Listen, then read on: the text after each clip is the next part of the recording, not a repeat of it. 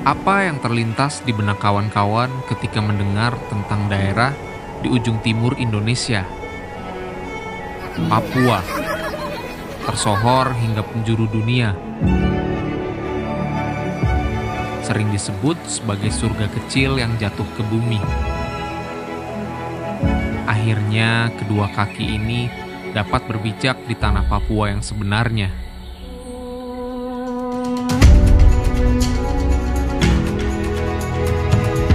Sebagaimana wilayah lain di Indonesia, pulau ini menyimpan keunikan tersendiri yang tak kalah menarik untuk diulik.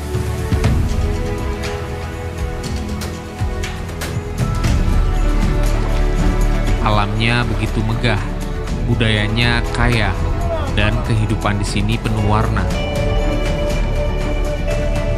Ikuti arah dari tanah mama, tanah Papua.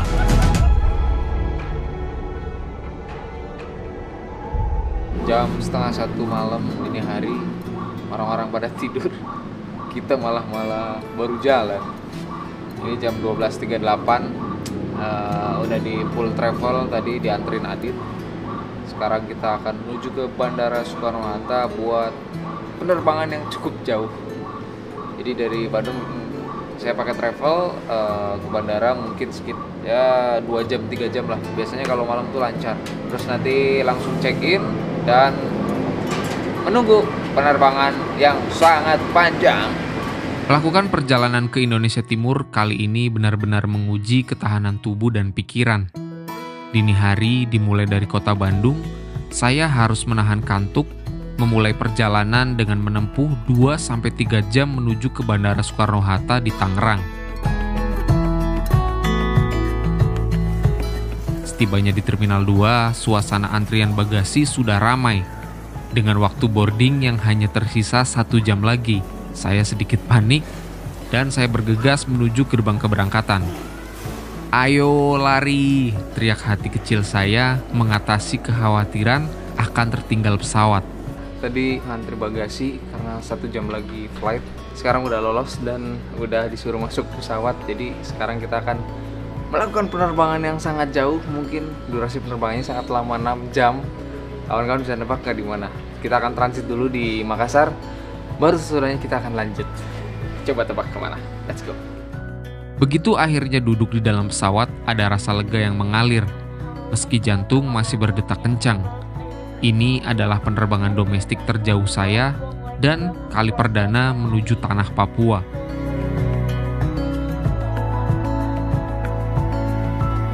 Langsung disambut matahari terbit yang sangat cantik di udara. Penerbangan kali ini akan memakan waktu kurang lebih total 5 jam. Namun akan ada transit sejenak di Makassar. Ya, ini sekarang jam 9, baru turun langsung naik lagi. Jadi kita tadi berangkat dari Jakarta jam 5, terus setengah 6 lah, agak telat dikit. Terus sampai sini, tadinya mau makan nggak bisa. Transitnya nggak ada hitungan jam, menit. Kita langsung meluncur Sorong. Kekhawatiran muncul saat mengingat berita-berita tentang keamanan di Papua. Orang sering membicarakan Papua saat ada kejadian kriminal, yang tak jarang menimbulkan stigma bahwa Papua adalah tempat yang berbahaya. Tapi apakah benar demikian? Saya memutuskan untuk menyingkirkan rasa takut dan melihat realita kehidupan di sana dengan mata kepala sendiri. Mari kita lihat dan rasakan langsung. Ladies and gentlemen, welcome to Domini Edward Otto, the airport of Sorong. Suara pramugari mengumumkan saat pesawat sempurna mendarat.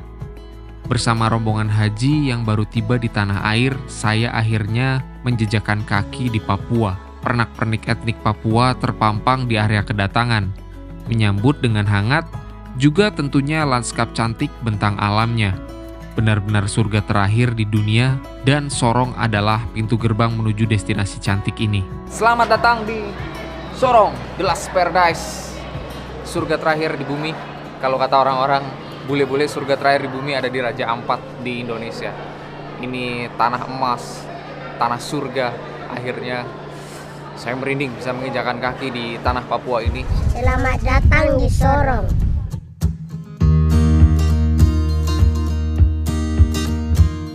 Sorong kota terbesar kedua di Papua setelah Jayapura. Merupakan ibu kota dari Papua Barat Daya dan tentunya gerbang awal menuju Pulau Papua ini. Bentang alamnya yang bervariasi, mulai dari pegunungan, perbukitan, dataran rendah, hingga pantai-pantai cantik menjadikan Sorong sebagai pintu gerbang keindahan Papua dan memikat hati siapapun yang akan datang. Oke, akhirnya setelah penerbangan yang sangat panjang selama 6 jam lebih, akhirnya tiba di kota Sorong. Dan seperti biasa, ketika saya sudah nyampe di destinasi baru atau kota baru, provinsi baru, hal pertama yang harus dicari adalah kuliner khasnya. Jadi saya mau kulineran dulu di sini, mencari resto atau tempat makan yang terbaik untuk kita makan-makan. Let's go!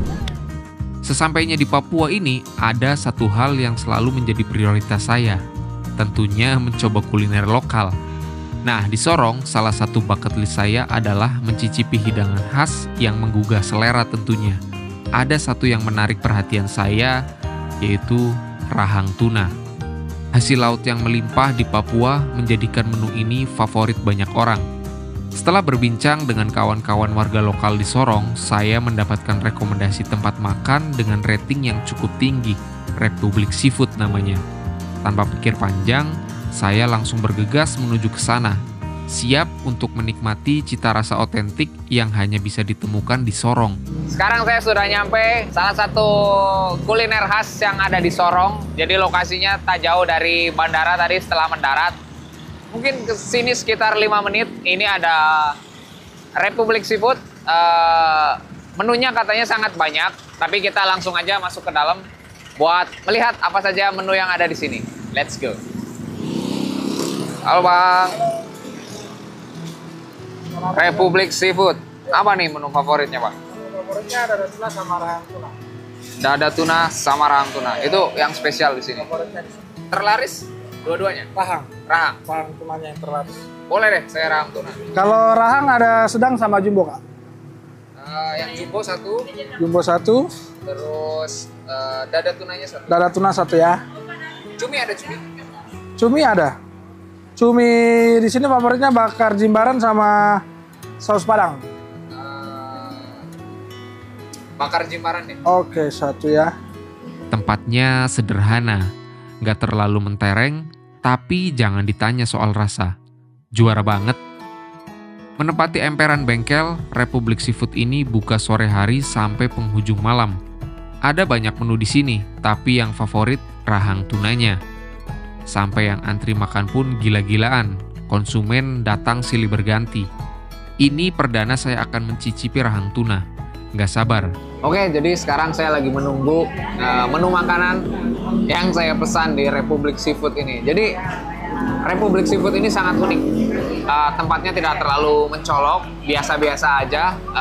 Menempati sebuah bengkel. Dulunya ini bengkel kalau siang hari sampai pagi sampai siang bengkel, tapi karena saking ramenya, antrian pengunjung juga bolak-balik, silih berganti bolak-balik, terus katanya soal rasa juara banget, makanya ini jadi rame. Ini udah jadi full time restoran atau tempat makan seafood.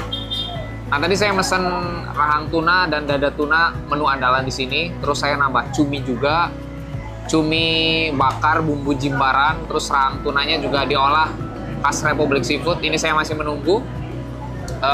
Soal harganya sangat terjangkau, start dari 50.000 sampai 100.000 masih terjangkau, dan ini bukanya dari pagi sampai malam kalau hari biasa. Tapi kalau weekend seperti ini, hari Minggu, dia bukanya dari sore sampai malam. Jadi pas banget. Tadi pas saya landing, gak jauh dari bandara, langsung ke sini, kita langsung nyobain kuliner khasnya, rahang tuna dan dada tuna ini. Sebentar lagi sepertinya akan datang pesanannya. Udah gak sabar nih mau nyobain. Tadi udah lihat rahang tunanya sebesar itu, berarti udah kebayang dong ikannya sebesar apa. Kalau biasanya saya makan dagingnya, sekarang nyobain rahang tunanya.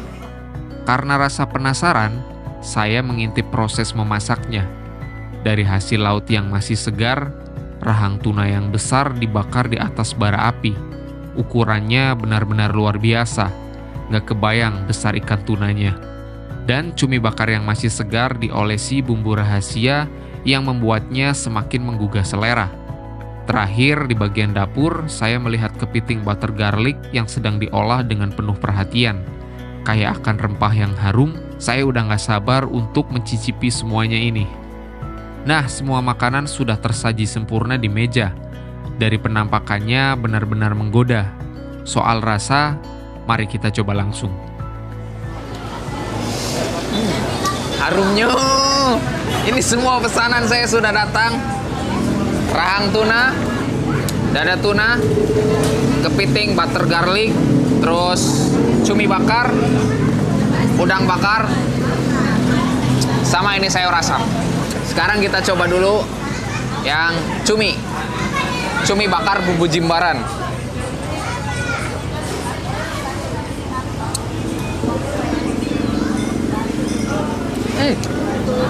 Enak banget. Kita coba rahang tuna. Rahangnya segede ini. Kebayang dong ikannya segede apa. Sebelum kita makan, seperti biasa kita endus dulu. Dari ujung kepala sampai ujung kaki. Harumnya.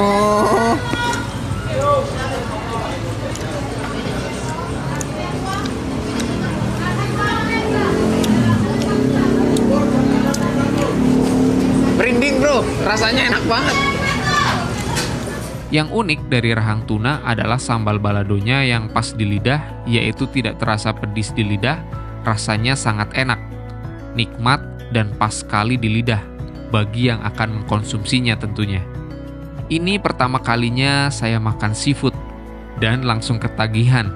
Cumi bakarnya juga enak banget, tingkat kematangannya pas menurut saya.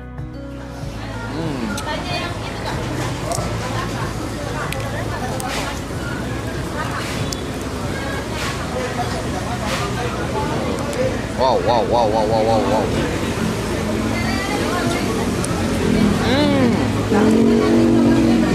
Dan sebagai penutup ada sayur asem. Ini wajib sih. Sayur asemnya enak banget. Seger. Semuanya skor 10. Pokoknya kalau ke Sorong dari bandara cuman ya 10 menit, 5 menit, 10 menit. Mampir ke Republik Seafood dulu sebelum ke penginapan. Ini yang jadi favorit ini, rahang tuna. Wes. Soal rasa di Republik Seafood ini memang tidak diragukan lagi. Buktinya teman-teman saya dari Sorong pun lahap menyantap hingga piring mereka bersih. Tapi apakah itu karena mereka belum makan? Gimana, Ri? Nafsu kali. Enak sekali. Tidak salah-salah kita datang di Sorong, Bah. Pokoknya wajib kalian coba. Harga rahang tunanya pun terjangkau, mulai dari 40.000 per porsi sudah termasuk sepiring nasi putih ya. Jadi pilihan yang pas lah. Konon tahun depan mereka akan buka cabang di Bali, semoga saja ya. Setelah penerbangan 6 jam, menghabiskan makanan sebanyak ini tidak perlu waktu lama. Benar-benar enak. Sekarang tinggal mikirin bayarnya gimana. Udah selesai, udah kenyang. Kita mau lanjut ke destinasi yang keren di Sorong. Kita bayar dulu. Setelah perut kenyang, waktunya pulang. Tapi jangan lupa bayar ya. Bang, sudah bisa pakai kris kah? Bisa. Mantap. Oh ya, di sini juga bisa bayar pakai kris Dana. Dan ada asuransi keracunan makanan juga. Ini sangat membantu buat saya yang suka travel light. Jadi, untuk transaksi pun saya lebih suka yang cashless. Jangan sampai ketinggalan HP. Pokoknya harus selalu ada nih HP dalam genggaman. Nah, kawan-kawan, untungnya di Republik Seafood bisa pembayaran melalui kris Dana. Jadi saya setiap kali melakukan perjalanan itu selalu meminimalisir semua barang bawaan. Sampai ini, pembayaran pun saya selalu cashless. Yang penting saya bawa handphone, tinggal pakai kris Dana, semuanya beres. Terus di beberapa tempat makanan di Sorong sudah tersedia pembayaran pakai kris Dana. Jadi jangan khawatir, oke? Setelah semalam puas menikmati rahang tuna, kawan saya di Sorong mengatakan bahwa saya wajib mengunjungi Jembatan Puri yang dikenal sebagai pintu masuk ikan di kota Sorong. Pagi itu saya bersama Sam dan Gibran menuju ke sana dengan sepeda motor. Lokasi jembatan Puri ini masih berada di kota, bukan di ujung atau tempat terpencil seperti yang saya bayangkan. Meskipun harus masuk ke dalam gang, jaraknya pun tidak terlalu jauh dari jalan raya.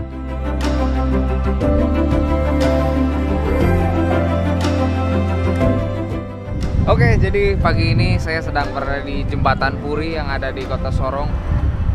Jembatan Puri ini merupakan pintu ikan di Kota Sorong. Maksudnya pintu ikan tuh, jadi di sini adalah pintu keluar dan masuknya semua ikan. Jadi ikan yang ditangkap dari laut, dari kapal bagang, dibawa ke pasar, dijajakan para pembeli. Terus ada yang ke warung-warung, ada pembeli pribadi.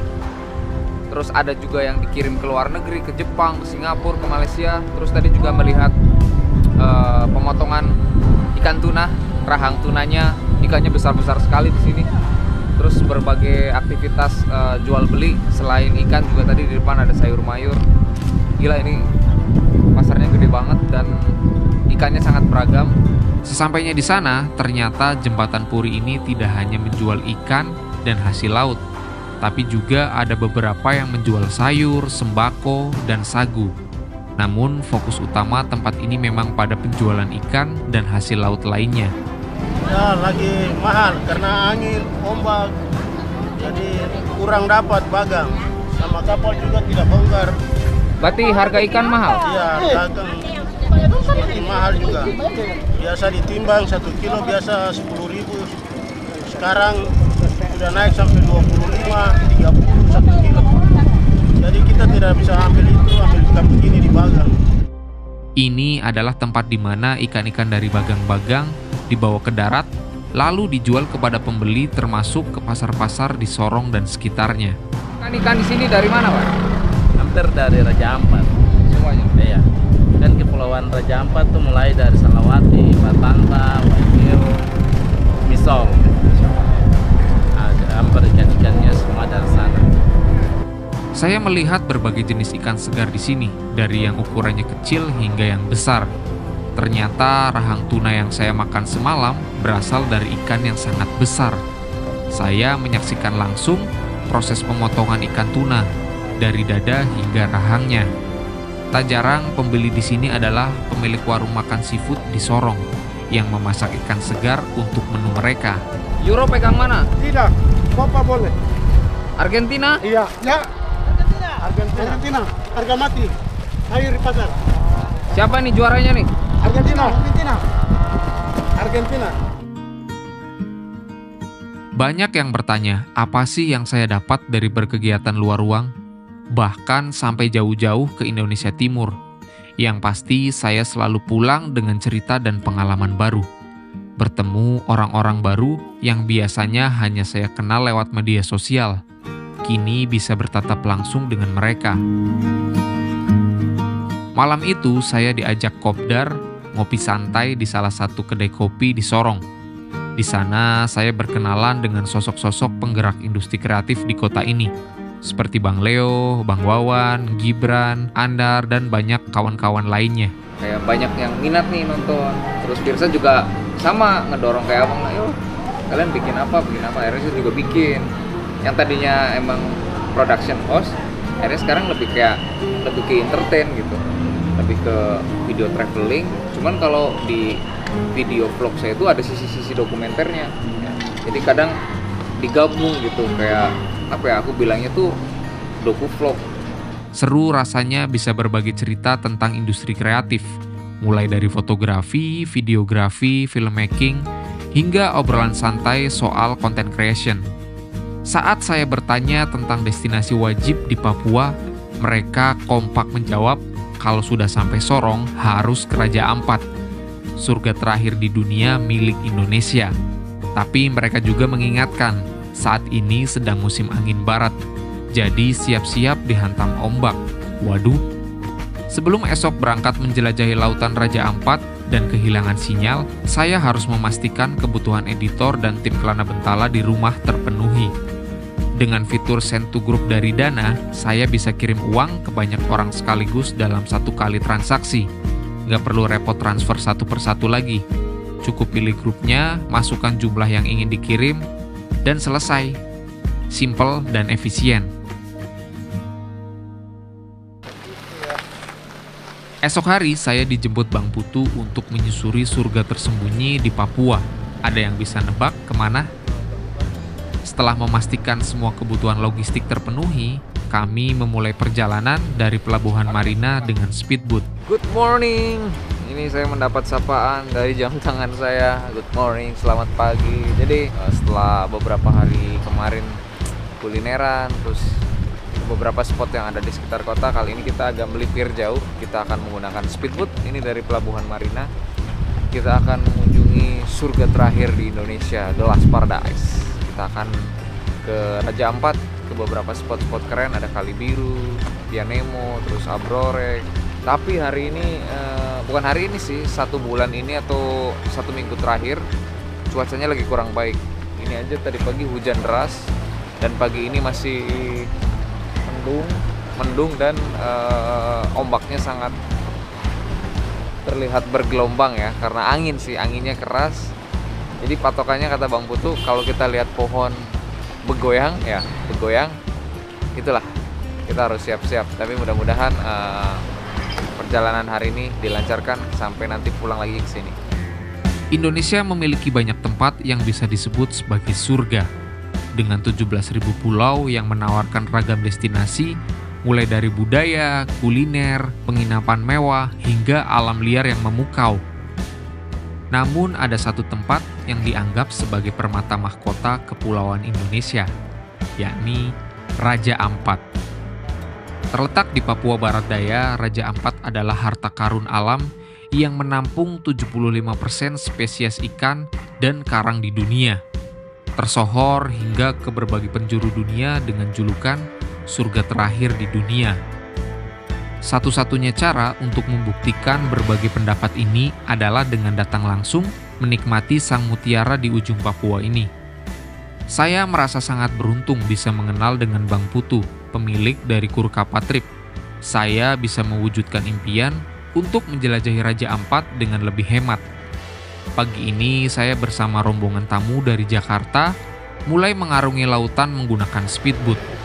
Speedboatnya dari Ternate jadi agak rendah biar kalau di dalam speedboat juga kita nggak terlalu banyak mobilitas ya, karena cuaca pagi ini masih cerah dan di awal perjalanan ombak masih tenang karena terlindung oleh pulau-pulau besar. Saya pun santai menikmati pemandangan dari dek belakang. Namun semakin jauh ke tengah laut, angin mulai membesar. Seperti yang dikatakan teman-teman di Sorong, sedang musim angin barat. Ombak besar menghantam speedboat kami, mengingatkan saya pada pengalaman menegangkan saat badai di perairan antara Pulau Sumbawa dan Pulau Moyo. Meski seru, perjalanan ini juga penuh ketegangan saat speedboat melaju di antara ombak yang cukup tinggi. Saya mencoba tetap tenang, dan teman-teman bisa melihat sendiri bagaimana kondisi ini berlangsung.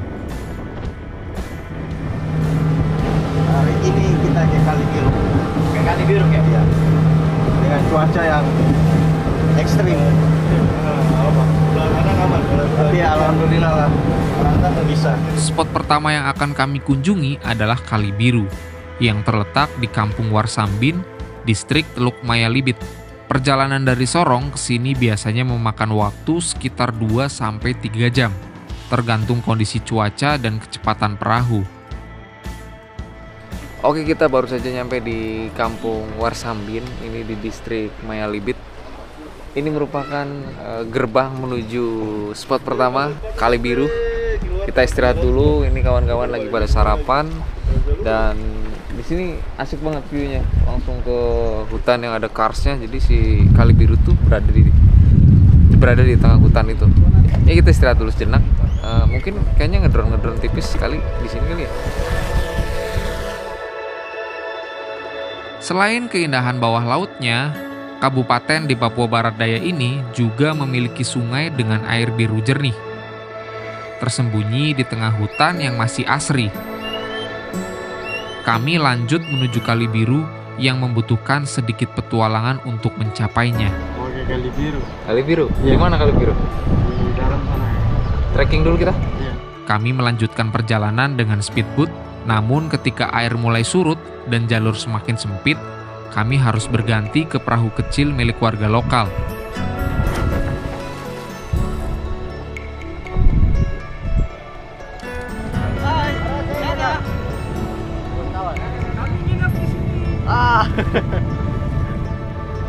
Udah masuk di kawasan Kali Biru, Raja Ampat. Raja Ampat. Spot pertama. Spot pertama hari ini telah melalui penerjang gelombang. Mantap. Menghantam ombak tajam. Wih. Orang gunung kali ini baru turun di pulau langsung diajar ombak. Gila ampun. Perjalanan dengan perahu ini berlangsung sekitar 15 menit. Menyusuri sungai yang diapit oleh tebing kars yang menjulang tinggi di kedua sisinya.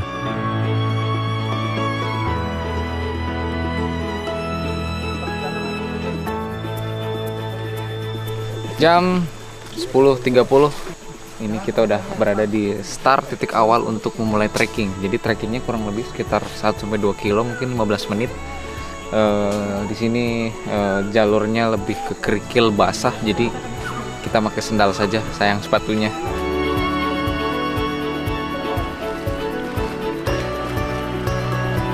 Setelah itu, petualangan dilanjutkan dengan trekking menyusuri hulu sungai dan memasuki hutan yang rimbun. Benar-benar terasa berada di tengah hutan belantara, ditemani suasana alami dan udara segar.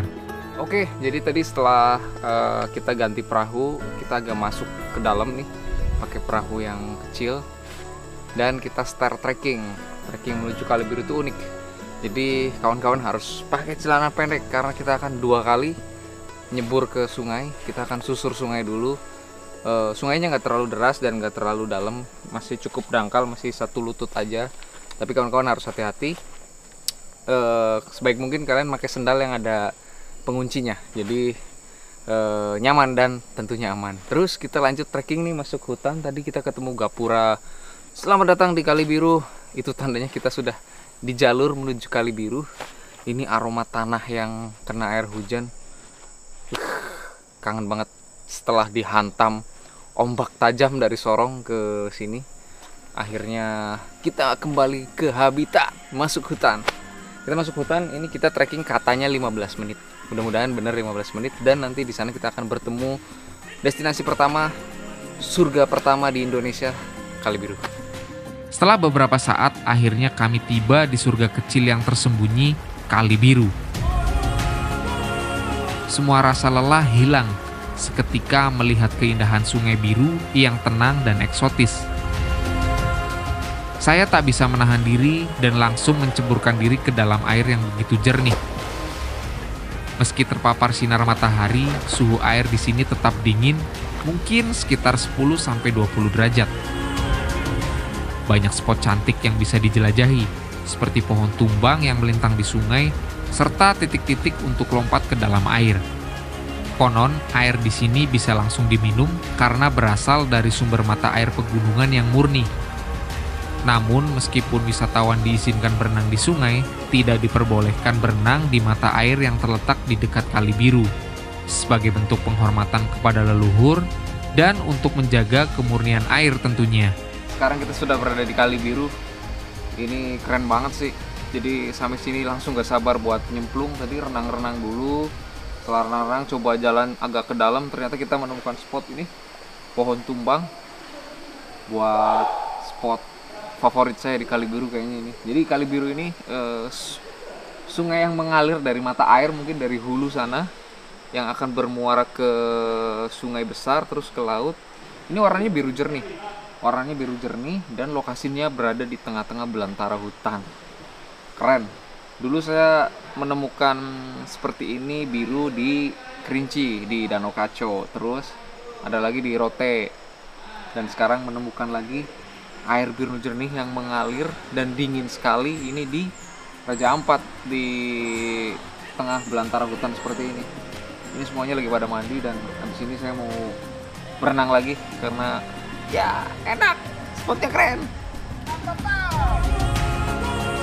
Berbicara tentang asal-usulnya, Kali Biru dulunya memiliki berbagai sebutan berbeda di kalangan masyarakat setempat.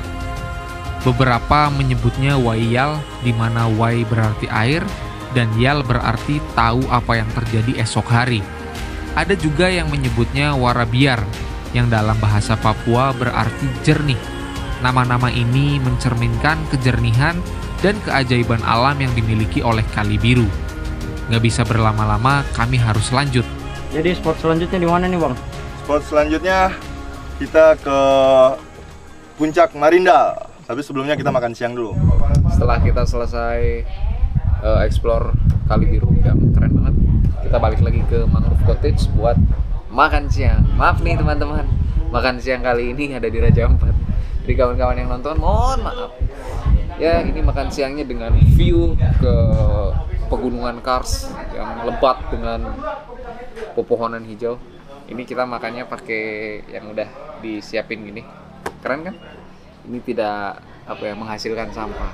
Setelah amunisi energi tubuh terpenuhi, karena logika tanpa logistik itu anarki katanya, kami melanjutkan ke destinasi berikutnya. Dari Teluk Mayalibit, kami kembali mengarungi lautan menuju Teluk Kabui yang terletak di Pulau Waigeo, tepatnya di distrik Meos Mansar, Raja Ampat, Papua Barat Daya. Perjalanan ini memakan waktu sekitar 1-2 jam menggunakan speedboat, melintasi pulau-pulau kecil dan tebing kars yang menjadi ciri khas Raja Ampat. Setibanya di dermaga Teluk Kabui, kami langsung menaiki lebih dari 230 anak tangga menuju Puncak Marindal, salah satu spot wajib yang harus dikunjungi di Raja Ampat. Di sana saya bertemu dengan Bapak Amandus, pengelola Puncak Marindal, yang banyak berbagi cerita serta informasi tentang kawasan Teluk Kabui ini. Sesuatu yang indah butuh perjuangan. Betul sekali, ini sudah tangga ke 143. Kita akan melihat bagaimana surga ada di depan mata. Jadi kata Bapak tadi, di sini tuh ada kus-kus sedang dilepas liarkan banyak di sini. Jadi harapannya ke depan selain menikmati Teluk Kabui ini, kita bisa menikmati atau melihat langsung kus-kus. Ya gitu Pak? Ya, betul. Betul. Ayo, karena sesuatu yang indah butuh perjuangan, kita lanjutkan lagi. Ketinggian Puncak Marindal ini diperkirakan sekitar 70 hingga 100 meter di atas permukaan laut. Dari puncak, kami disuguhi pemandangan alam Teluk Kabui dengan gugusan pulau-pulau karang yang sering dijuluki sebagai Wayak Mini. Selain itu, kita juga bisa menyaksikan batu pensil yang ikonik di Teluk Kabui, serta batu wajah dan batu gendong yang unik. Cerita sejarah Raja Ampat, buku sejarah ada di Teluk Kabui. Ya, itu Kali Raja. Jadi tempat penemuan Teluk Raja, bahkan sampai bukti peninggalan dari Teluk Raja itu yang dipelihara sampai hari ini masih ada. Perairan yang tenang di sini juga ideal untuk bermain kano di antara gugusan kars yang menjulang. Bapak Amandus juga bercerita bahwa di Teluk Kabui terdapat kampung Wayiyai yang konon menjadi peradaban pertama di Raja Ampat, bisa dibilang Raja Ampat Pusat. Tempat ini dinamakan Puncak Marindal karena berkaitan dengan kepemilikan dari hak wilayah adat, tapi juga sekaligus pengelolaan, yaitu saya sendiri. Petualangan ini benar-benar membuka mata akan keindahan dan kekayaan sejarah yang tersembunyi di setiap sudut Raja Ampat. Jalan tadi itu ada papang, saya ada tulis tulisan menghadap ke sana. Itu Mdak Bevi, itu bahasa Maya itu Mdak Bevi. Itu artinya hati-hati di jalan. Dari Teluk Kabui, kami bergeser ke Freewen Wall, salah satu spot diving favorit para wisatawan yang berkunjung ke Raja Ampat. Tempat ini terkenal dengan wall atau tebing bawah laut yang dipenuhi berbagai biota laut. Ari, kameramen andalan saya yang siap di segala medan, langsung turun bermain air untuk mengabadikan momen di bawah sana.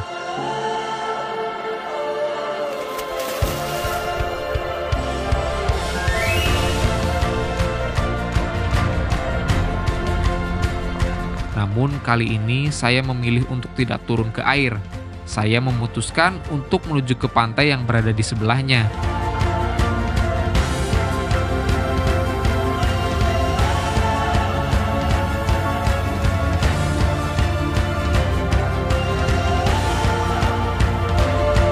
Dan secara tak terduga saya bertemu dengan Rizky Wiro, seorang pilot FPV yang saya kenal lewat media sosial. Ternyata kami bertemu di Raja Ampat secara tidak sengaja di tempat ini. Setelah 1 hari penuh berkeliling di Raja Ampat, sekarang waktunya istirahat. Kami akan bermalam di daerah Waisai. Di Waisai banyak pilihan menginap, mulai dari yang mewah hingga yang ramah di kantong. Saya memilih Raflau Resort Raja Ampat yang berlokasi langsung menghadap laut. Oke, akhirnya perjalanan hari ini selesai. Tapi masih ada hari esok. Jadi kita menginap di daerah Waisai. Ini di Raflau Resort Raja Ampat. Tapi kawan-kawan yang lain misah karena mungkin di sana penuh ya. Jadi kita di sini. Saya sama Ari di sini dan penginapannya cukup bagus, bukan cukup bagus sih, sangat bagus, bersih dan AC-nya juga dingin sekali. Terus habis ini kita mau mandi dulu, bersih-bersih karena seharian ngetrip kena air tawar, kena air laut. Baunya udah campur aduk. Apalagi Ari, baunya udah gak karuan. Jadi mandi, habis itu kita makan malam, terus istirahat. Kita akan istirahat 1 malam di sini. Besok masih ada waktu buat explore Kepulauan Raja Ampat ini, ke destinasi yang bagus-bagusnya. Baru besok langsung pulang juga ke Sorong. Dan belum tahu setelah dari Sorong kita mau kemana. Kalau masih ada sisa uang, kita mungkin akan ke Manokwari, atau mungkin ke Biak, atau mungkin ke Sentani. Kita ikuti arah perjalanan besok aja ya. Yuk kita mandi. Setelah selesai bersih-bersih, kami menikmati makan malam yang sudah disediakan. Menginap di sini sudah termasuk makan malam dan sarapan esok paginya, jadi tinggal bersantai untuk menikmati suasana. Oke, jadi tadi pagi kita berangkat dari resort tuh jam 7:30 karena cuaca tidak bersahabat. Speedboat nggak bisa bersandar di resort, ombaknya terlalu besar. Akhirnya kita diantar oleh pegawai resortnya pakai pick up keliling Waisai. Tadi naik bukit, naik turun, goyang dompet, terus akhirnya nyampe kita di sini di pelabuhan di mana speedboat kita di sini. Ya, hari ini jadwalnya kita akan ke Pianemo, terus Laguna Bintang, terus ke Abrorek, Sawandarek, terus balik lagi ke kota Sorong. Lagi-lagi cuaca yang kurang bersahabat membuat perjalanan ke dermaga di Waisai menjadi perjuangan tersendiri. Hari ini tujuan kami adalah Pianemo, salah satu spot paling populer di Raja Ampat. Selamat pagi. Kenapa kita sekarang nyasar di sini? Kita nyasar. Hari ini cuaca anginnya lumayan. Main kencang ya? Kami kembali mengarungi lautan, melawan ombak yang cukup dahsyat. Ingat teman-teman, sebaiknya jangan datang ke Raja Ampat saat musim angin barat, karena cukup mencekam.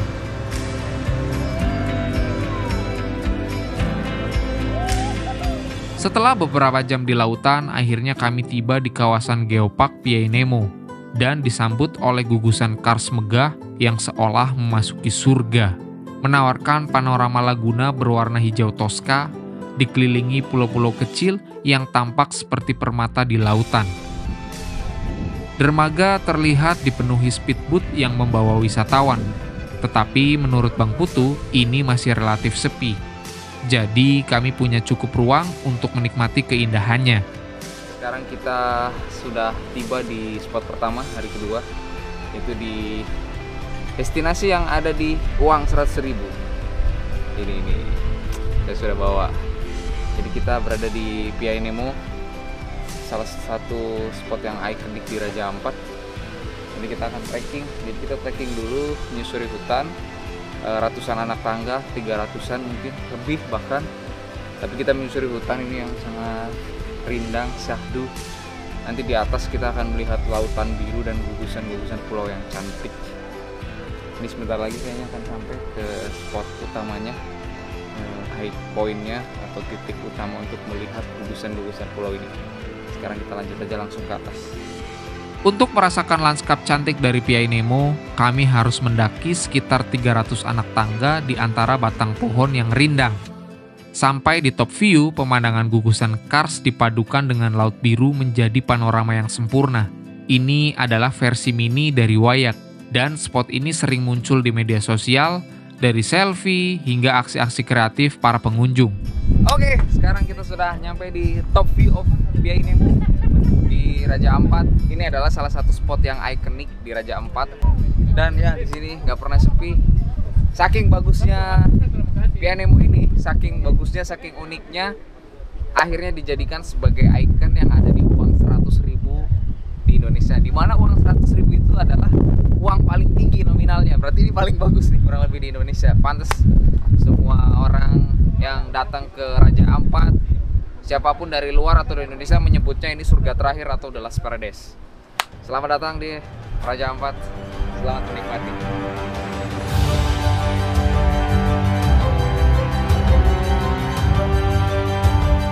Akhirnya kami bisa menikmati gugusan pulau kecil yang terkenal di uang pecahan 100.000. Sebelumnya kami juga pernah melihat ikon uang 1.000 dari Pulau Nias. Keindahan pulau-pulau ini hanya bisa dinikmati dari ketinggian dan tampil sangat magis di kamera udara.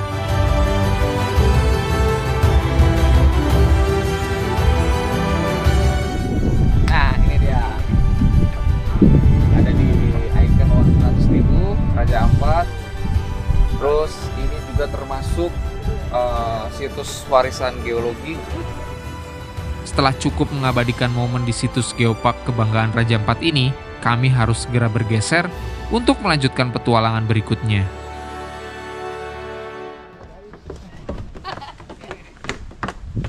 Jadi kita beres dari puncak karena kita paling terakhir. Jadi harus lari sekitar 300 anak tangga. Gokil. View Piai Nemo. Mantap. Top of view. Keindahan Raja Ampat memang tak ada habisnya. Setelah menikmati pesona Piai Nemo, rasanya belum lengkap jika belum mengunjungi Laguna Bintang atau Telaga Bintang. Dari Piai Nemo, kami hanya perlu bergeser 5 menit menggunakan speedboat menuju dermaga Laguna Bintang. Kita sudah nyampe di Laguna Bintang atau Telaga Bintang. Jadi konon nanti kalau kita terbang dari drone, kalau kita ikut terbang, kita akan melihat telaga berbentuk bintang di sebelah situ. Nanti kita coba lihat dari kamera udara seperti apa. Nah, dari sini kita trekking dulu mungkin sekitar 5 menit.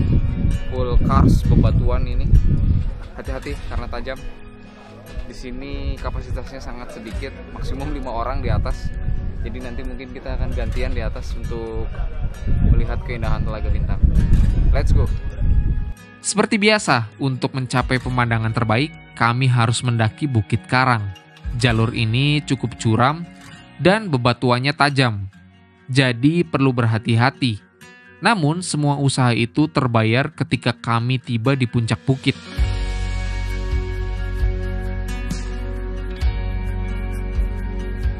Pemandangan Laguna Bintang memukau dengan warna hijau toska yang membentuk pola menyerupai bintang. Bayangkan, biasanya kita melihat bintang di langit, kali ini bisa melihat bintang di lautan. Tapi harus ke Raja Ampat dulu ya, Dek. Jadi kawan-kawan, kalau bintang itu nggak cuma bisa dilihat malam hari. Kalau kalian pengen melihat bintang pagi hari atau siang hari, datanglah ke Raja Ampat. Karena di sebelah kiri saya adalah Telaga Bintang atau Laguna Bintang yang berbentuk menyerupai bintang. Jadi untuk sampai ke titik tertinggi ini kalian harus trekking dulu sekitar 5 menit, atau dari Piai Nemo pakai boot dulu tadi sekitar 5 menit juga, terus trekking sini. Ini view-nya keren banget. Berbentuk bintang, ada gugusan pulau-pulau, airnya biru jernih.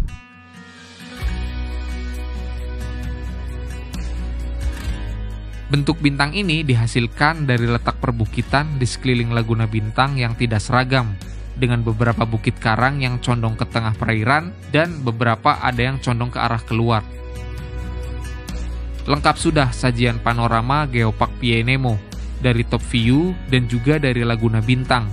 Layak dan pantas saja menjadi primadona dan mendapat julukan surga terakhir di dunia.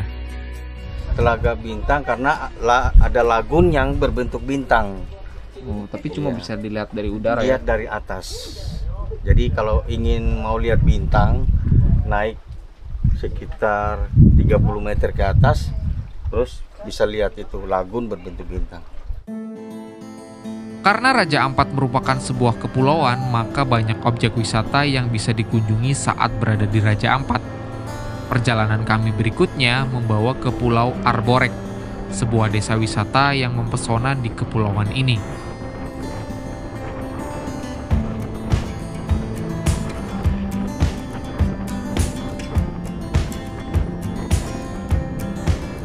Sesampainya di sini, kami langsung memuaskan perut dengan makan siang sebelum memulai aktivitas seru. Oke, jadi ini destinasi ketiga, hari kedua, destinasi ketiga. Jadi setelah dari Pienemo, terus Laguna Bintang, tadi cruising lagi sekitar 1-2 jam karena ombaknya ngeri. Kita nyampe di Kampung Arborek. Jadi Kampung Arborek itu terletak di sebuah pulau kecil, tapi konon di sini adalah terkenal dengan bawah lautnya yang sangat indah. Jadi Arborek ini dikaruniai keindahan laut yang sangat tersohor ke seluruh dunia. Airnya jernih, terus banyak ikannya warna-warni, dan juga di sini katanya banyak parimanta. Pulau Arborek mungkin tidak terlalu besar, tapi keindahan dan keteraturannya membuatnya sangat menawan dari udara. Desa ini bersih dan tertata rapi, dengan banyak homestay yang menawan, pemandangan laut yang menakjubkan. Di desa ini, kami berinteraksi dengan penduduk lokal, terutama anak-anak yang ramah dan mama-mama yang mahir dalam perajin anyaman. Berbagai produk ekonomi kreatif khas desa Arborek bisa ditemukan di sini. Selanjutnya, kami menikmati snorkeling di tepi dermaga dengan air laut yang sangat jernih. Bahkan di bawah dermaga, kami sudah bisa melihat keindahan terumbu karang dan ikan berwarna-warni. Pulau Arborek juga terkenal sebagai tempat persebaran parimanta yang menjadi daya tarik utama para diver dari seluruh dunia. Akhir perjalanan kami di Raja Ampat ditutup dengan kunjungan ke Pasir Timbul, sebuah hamparan pasir yang muncul saat air laut surut. Fenomena ini sangat unik dan ajaib, muncul 3 kali sehari, pada pagi, siang, dan sore hari. Pasir Timbul menawarkan pengalaman yang tenang dengan ombak kecil, menambah keindahan dan keajaiban perjalanan kami di Raja Ampat.